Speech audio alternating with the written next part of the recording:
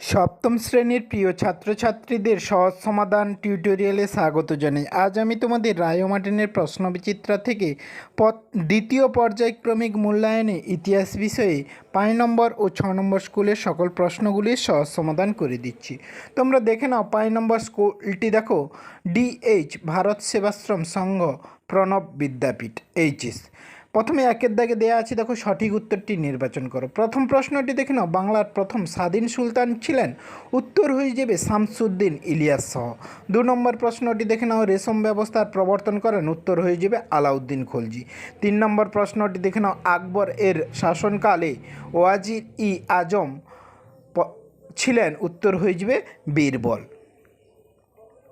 এরপরে তোমরা 4 নম্বর প্রশ্নটি দেখে নাও, সেনাবাহিনীতে দাগ ও হুলিয়া ব্যবস্থা চালু রেখেছিলেন? উত্তর হয়ে যাবে শেরশাহ।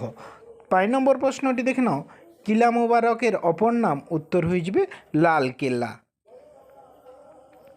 এরপরে তোমরা 2 দাগে প্রশ্নগুলি দেখে নাও, আমুক্তমাল্যদা গ্রন্থটি কার লেখা? উত্তর হয়ে যাবে রাজা কৃষ্ণদেব রায়ের।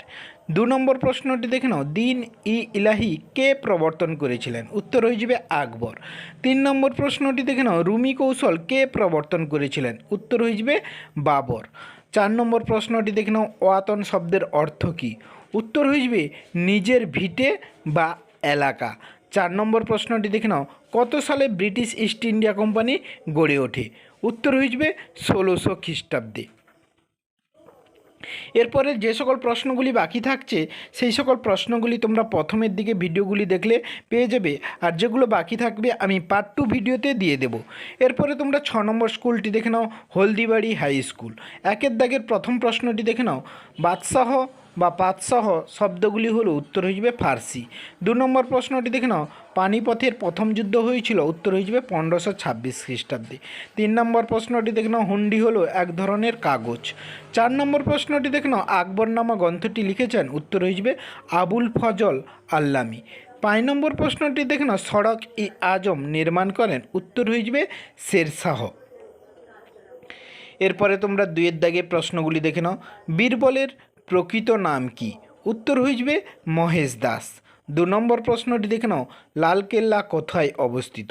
উত্তর হয়ে যাবে দিল্লির মধ্যভাগে, পূর্ব দিকে, যমুনা নদীর পশ্চিমে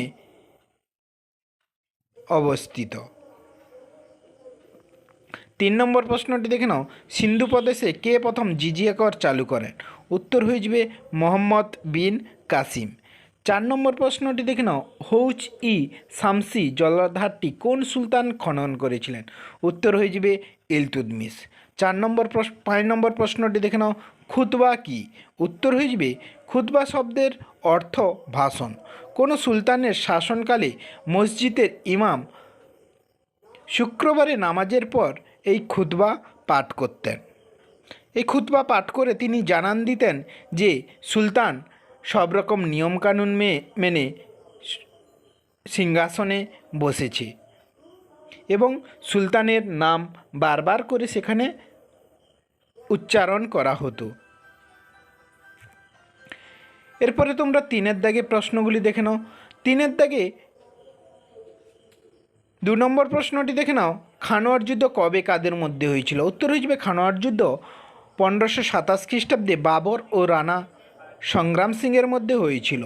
3 নম্বর প্রশ্নটি দেখে নাও, আকবরের আমলে 2 জন ঐতিহাসিকের নাম লেখো। উত্তর হয়ে যাবে 2 জন ঐতিহাসিক হলেন আবুল ফজল আল্লামী ও আব্দুল কাদির বদায়নী। আর যে সকল প্রশ্নগুলি বাকি থাকছে আমি পার্ট 2 ভিডিওতে দিয়ে দেবো, আর না হলে তোমরা প্রথমের দিকে যে ভিডিওগুলি আছে সেগুলো দেখলে অনেক প্রশ্নের উত্তর পেয়ে যাবে। সেখানে সকল প্রশ্নের উত্তরগুলি দেয়া আছে। ধন্যবাদ সবাইকে। তোমরা যারা এই চ্যানেলটি সাবস্ক্রাইব করোনি, সাবস্ক্রাইব করে পাশে থাকা বেল আইকনটি প্রেস করে অল নোটিফিকেশনটি অন করে রাখো, যাতে পরবর্তী ভিডিওগুলি পেতে সুবিধা হয়। আর যারা আগের ভিডিওগুলি দেখোনি, প্লেলিস্টে গিয়ে আগের ভিডিওগুলি দেখে নাও। ধন্যবাদ।